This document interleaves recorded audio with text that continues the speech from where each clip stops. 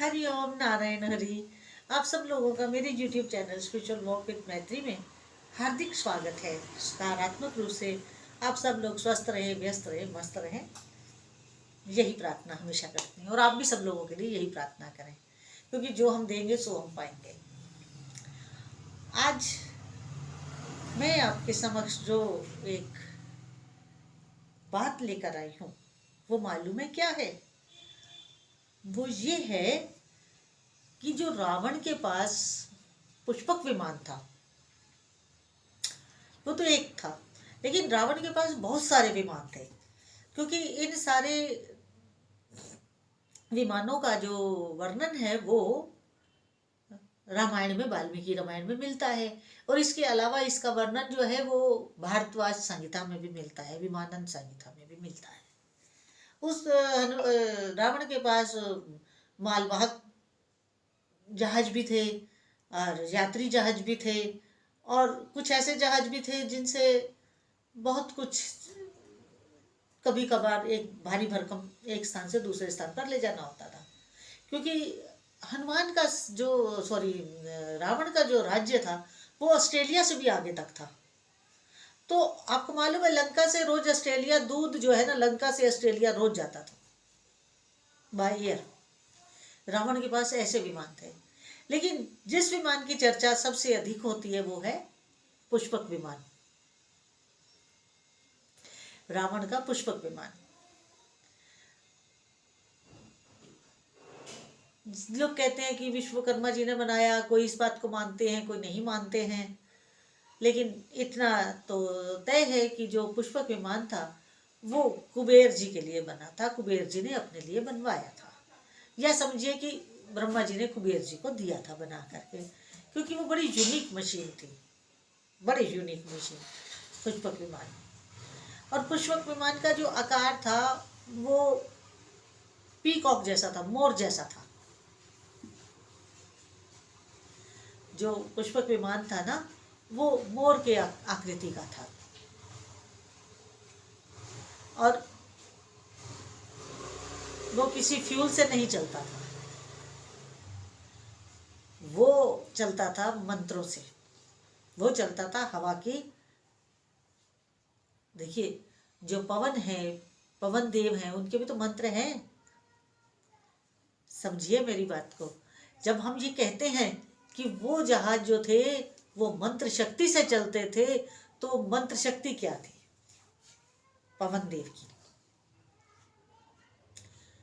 पवन देव के जो मंत्र थे, उन मंत्रों की शक्ति से वो उड़ान भरता था।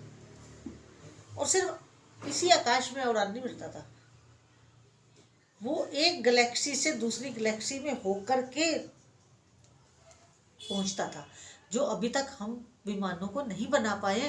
प्रयास चल रहा है ऐसे विमान बनाने का जो अंतरिक्ष के पार जाकर के, अंतरिक्ष से दूसरी तरफ, क्योंकि उसमें समय भी कम लगेगा, फ्यूल भी कम लगेगा, समय की बहुत बचत हो जाएगी। जो आजकल हवाई यात्रा एक उससे दूसरे उसमें जाने के लिए मान लीजिए 10 घंटे 11 घंटे लगते हैं, तो उनमें 3 घंटे ही लगेंगे, जो आज इतना समय ले रहा है भाई यार। तो जिस समय सोने की लंका का निर्माण हुआ, उसी समय कुबेर जी को पुष्पक विमान भी मिला।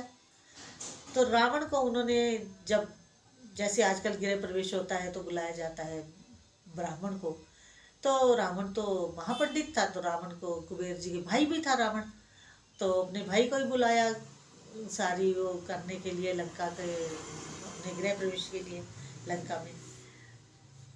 तो जब दक्षिणा मांगने का समय आया तो रावण ने सोने की लंका ही मांग ली कुबेर जी से, और साथ में मांग लिया पुष्पक विमान। अब क्या हुआ? अब हुआ ये कि कुबेर जी ने लंका भी दान में दे दी रावण को, दक्षिणा स्वरूप पुष्पक विमान भी दे दिया। अब इन दोनों चीजों का इस्तेमाल रावण स्वयं करने लगा। और सीता जी का जिस समय हरण हुआ तो रावण ने किस विमान का इस्तेमाल किया? पुष्पक विमान का, क्योंकि वो सबसे बढ़िया, सबसे उत्कृष्ट विमान था उसके पास। लेकिन जिस समय राम रावण युद्ध में रावण मृत्यु को प्राप्त हुआ तो वो विमान विभीषण जी के पास आ गया, क्योंकि बाद में लंकापति तो वही बने थे, लंका के राजा तो फिर विभीषण जी को ही बनाया गया था। तो विभीषण जी ने क्या किया, वो वाला विमान कुबेर जी को वापस कर दिया। पुष्पक विमान कुबेर जी का था, तो उन्होंने पुष्पक विमान कुबेर जी को लुटा दिया, ससम्मान, अपने पास नहीं रखा। तो इसमें कुबेर जी ने क्या किया, कुबेर जी ने वो पुष्पक विमान श्री राम को भेंट कर दिया। प्रभु श्री राम को पुष्पक विमान कुबेर जी ने भेंट कर दिया कि नहीं, इसको आप लीजिए। अब उसी पुष्पक विमान से भगवान श्री राम अयोध्या लौटे थे। सर्व विदित है ये। प्रश्न ये आता है कि उस समय की टेक्निक, उस समय का ज्ञान जो आज भी हमारे पास नहीं है। आज भी हमारे जो विमान उड़ रहे हैं वो फ्यूल से ही उड़ रहे हैं, और अभी इतनी साइंस ने तरक्की नहीं की है, इतनी विकास नहीं किया है कि पुष्पक विमान जैसा विमान बना सकें, क्योंकि उस समय फ्यूल तो था नहीं। उस समय तो चाहे वो मालवाहक विमान थे, चाहे दूसरे तरीके के विमान थे, चाहे वो पुष्पक विमान था। और पुष्पक विमान की एक और खासियत थी, पुष्पक विमान की ये एक और स्पेसिफिकेशन था कि उसमें वो एक सीटर से लेकर के 1000 या उससे भी ज्यादा सीटर हो जाता था।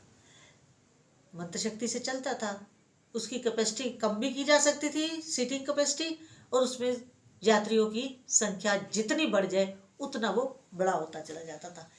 ऐसे मंत्रों की शक्ति थी, ऐसे मंत्रों की शक्ति थी जिनसे ये सारे विमान उड़ा करते थे उस समय। बताइए। और सबसे बड़ी मजेदार बात यह कि इन विमानों का एयर क्रैश भी नहीं होता था, एयर क्रैश प्रूफ थे। किसी भी सूरत में इनका एयर क्रैश नहीं हो सकता। वो हवा में है तो हवा में रहेंगे, गिरेंगे नहीं, एयर क्रैश नहीं होगा। जैसे आजकल के विमान खराबी आने पर गिर जाते हैं, उनमें क्या खराबी आएगी, अब मंत्र उच्चारण कर रहे हैं, वो चल रहे हैं, फ्यूल की जरूरत नहीं है, मंत्र शक्ति से चल रहे हैं। और भी बहुत सारी बातें हैं, लेकिन वीडियो लंबा हो जाएगा। तो आपको मेरी ये जानकारी कैसी लगी आप बताइएगा, और मेरा वीडियो अच्छा लगे तो अधिक से अधिक इसे सब्सक्राइब करिए, लाइक करिए, शेयर करिए, और मेरे स्पिरिचुअल वॉक विद मैत्री को अपना प्यार दीजिए, इस चैनल को। हरि ओम नारायण हरि।